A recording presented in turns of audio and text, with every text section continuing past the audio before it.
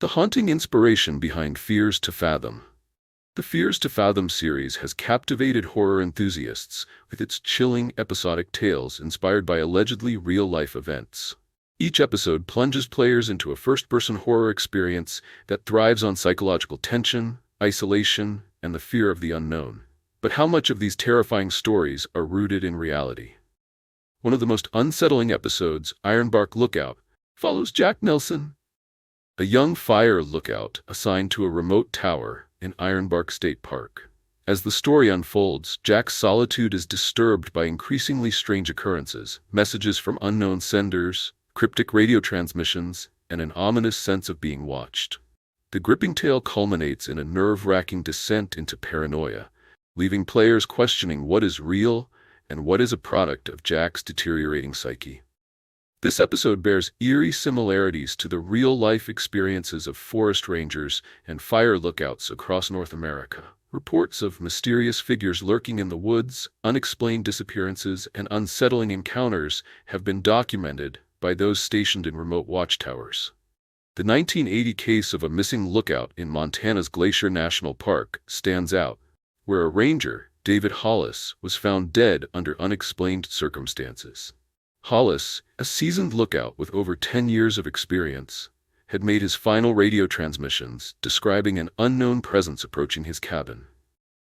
His body was later discovered several miles from his post, with no clear signs of struggle or explanation for his sudden departure into the wilderness. Other chilling accounts come from fire lookouts who claim to have seen unidentified lights in the woods at night, shadowy figures standing at the edge of clearings, and even eerie whispers carried by the wind. Could Ironbark Lookout be based on an amalgamation of such stories, or is there a deeper, more sinister truth lurking behind the screen? The real-world fears that inspired the franchise. Each Fears to Fathom episode draws from urban legends, unsolved mysteries, and first-hand testimonies of real-life horror. The first episode, Home Alone, mirrors the infamous stranger in the house phenomenon, reminiscent of cases like the 1981 Daniel LaPlante incident, where a teenager secretly lived in a family's walls, tormenting them before finally being caught. The second episode, Norwood Hitchhike, echoes true crime stories of women being abducted by seemingly harmless strangers, offering them a ride. The unsettling reality of hitchhiking dangers, such as the terrifying case of Colleen Stan, who was kidnapped and held captive for 7 years, adds weight to the game's narrative. Ironbark Lookout, in particular, touches on the primal fear of isolation. The game's setting, a desolate fire tower, is similar to reports from forest rangers who have vanished without explanation.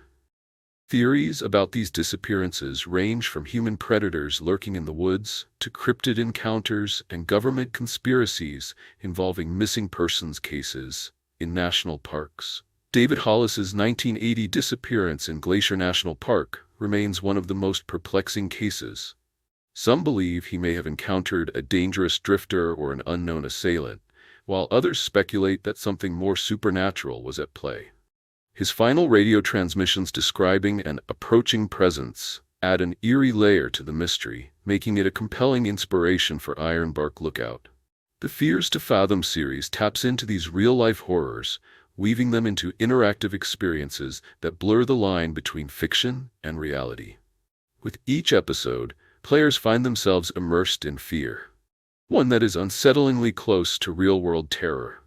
Could the next Fears to Fathom installment be inspired by a horror story still unfolding in the real world? Only time will tell. Subscribe if you want me to cover more horror games in future.